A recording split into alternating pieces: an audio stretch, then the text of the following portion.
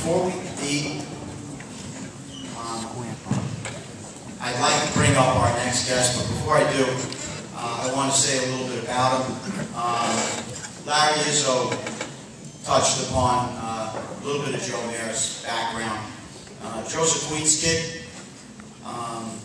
Joe went to CW Post, and he missed 3 years of baseball. His last full season was in 2007, and in that year, he had a tremendous year.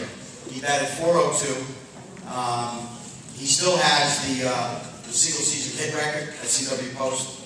He was an All-American. He was first-team All-Region, second-team All-Conference. I'm not sure how that happened, but he was. Unfortunately, at the end of that year, he had a tragic accident. He was involved in a pedestrian accident where a car hit him as a pedestrian, and of course, was in the hospital for a long period of time, and has since made it all the way back and playing on the CW Post, and 2 days ago just got his first hit. So without any further ado, I would like to bring up Joe Mare. Joe, we're honored to have you.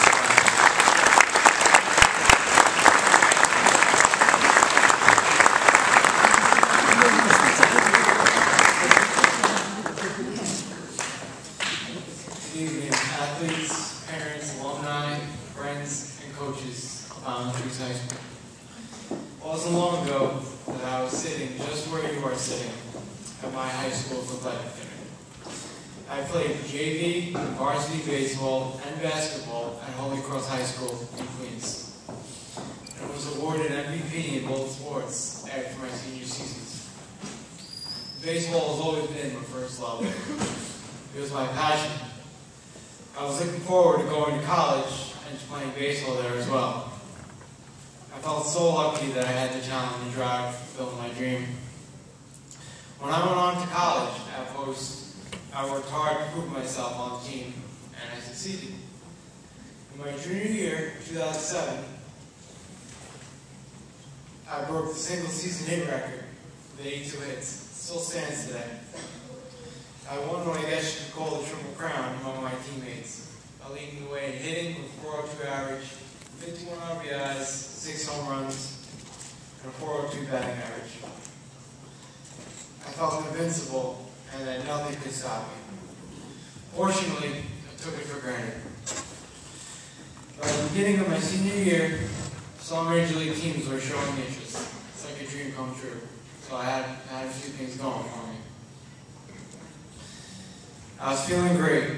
I knew how hard I had been preparing for this my whole life. And then suddenly, my life changed in an instant. As I was walking home on a Saturday night in February of 2008, I was hit by a car. The near-fatal accident shattered my body. I suffered head trauma, fractured skull, brain bleeds, 2 broken legs, and a broken elbow. I was unable to breathe on my own and lay comatose for more than a month. I had to relearn all the basics again upon waking up about a month later, which were walking, eating, speaking, and standing. Obviously, anything even remotely associated with baseball was out of the question for a little while. Everything that I had always taken for granted and had come so easy to me was lost. No chance I was doing anything like that for a while. After 3 months in the hospital and more than a dozen operations that included 3 brain surgeries, I was finally allowed to go home. And that's when the real work began. But through it all, I still had the unstoppable drive to play again. I've loved baseball since I was 5 years old, Little League, and that's what motivated me, and my recovery gave me the will to go on. Baseball is my passion, and I'll play again, and no one will even tell me I couldn't. I'm able to walk on my own. I first used a wheelchair, and then graduated to crutches about a couple months later. I finally learned to walk again without any assistance after months of therapy, but I could not run. In addition to physical therapy, occupational therapy, speech, and vision therapy, I started to train with numerous people, running and hitting coaches. I worked non-stop. I was going to the gym 5 days a week, running 2 miles a day. I wanted to beat those odds. When I was first injured, doctors gave me a 20% chance of survival. To me, survival wasn't going to cut it. I knew what I wanted to do, and no one was going to stop me. To date, I've had about 20 surgeries, and probably face a few more down the road. To say it's been a difficult journey is an understatement. I continue to push myself, regardless of the pain in my legs and throughout my body. And that's my message to you tonight. When you decide you want something, go for your dreams and push on, regardless of how much work it is, how hard it is, or how many people tell you you can't do it. Don't let anything be a detour or a distraction when you're working towards your goal. I think that in some cases, if you want something bad enough and the odds are stacked against you, tunnel vision could be necessary. My dream is to play again, and that's what motivates me. Whatever your dream is, big or small, should motivate you throughout your life. Don't take your abilities for granted, because they can be taken away in the blink of an eye. Try to surround yourself with people who support you and have similar interests at heart. In my case, so it's athletics, but it could be anything else that you're interested in. Everyone faces obstacles in their lives, but you can't let an obstacle stop you pursuing your goal. Hopefully, your obstacle won't be as catastrophic as mine was, but you can overcome almost anything if you put your mind to it. I did, so can you. The fact that I'm standing here talking to you today is proof that anything is possible if you focus and persevere.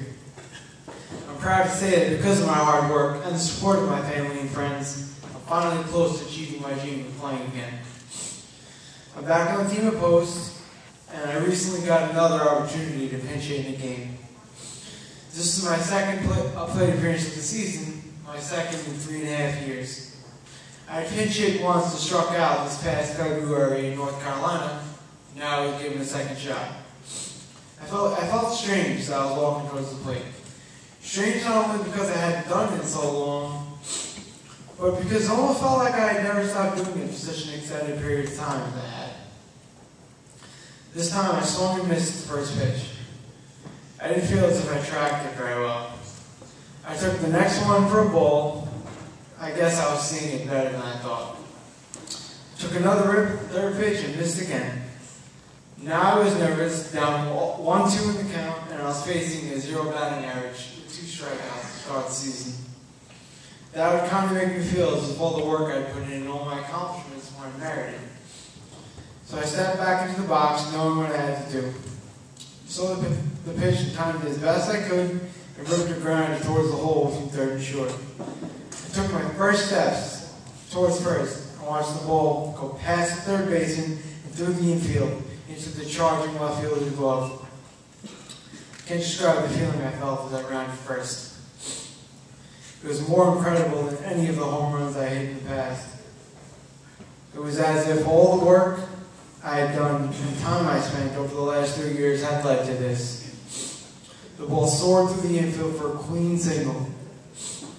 I finally felt that pure happiness you get from a base hit. It felt like being reunited with an old friend I had been estranged from for far too long. I will keep chasing this feeling with hopes to continue meeting it more frequently in the future. Like me, I know you can do anything you set your mind to. I'm proof of that. In closing, I would like to quote Vince Lombardi. The dictionary is the only place that success comes before work. Hard work is the price we must pay for success. I think you can accomplish anything if you're willing to pay the price. Thank you for inviting me to speak here tonight. I hope that my story will inspire others to go out and achieve their dreams and aspirations. Big or small, I wish you all good luck in pursuing whatever it is that you dream. Thank you.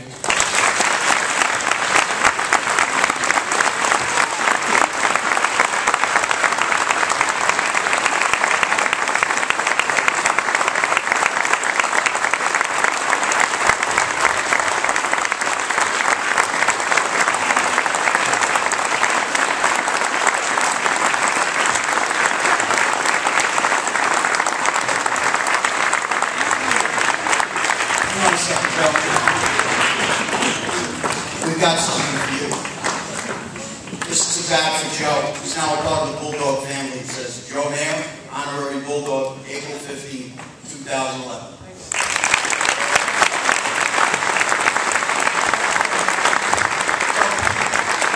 Can you get the other two coaches?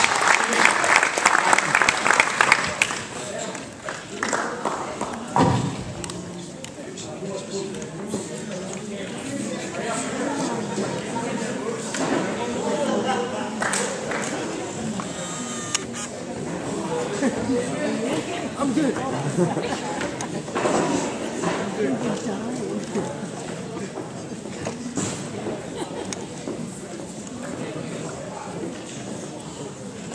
You did a great job.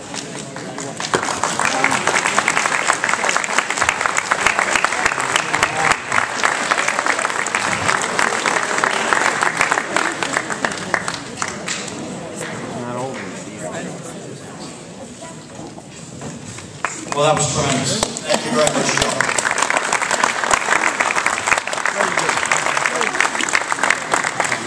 You can't get motivated from that. You can't get motivated. At this point,